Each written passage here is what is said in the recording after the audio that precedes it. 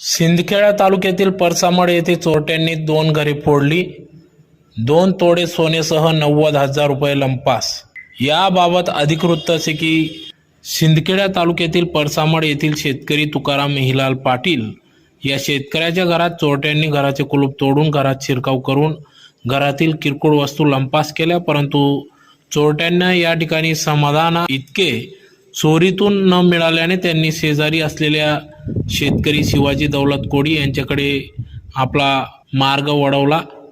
सदर शेतकरी शेती काम करून आपला उदरनिर्वाह करून पोट भरत आहे। ते रात्री झोपले असता मुलगा व सून हे बाहेर झोपले असता दरवाजा उघड्या अवस्थेत असताना चोरट्यांनी संधी साधत घरात शिरकाव करून घरातील कपाट फोडून कपाटात काही न सापडल्याने घरातील पेट्यांमध्ये असलेले 2 तोळे सोने, ज्यात चेन, कानातले व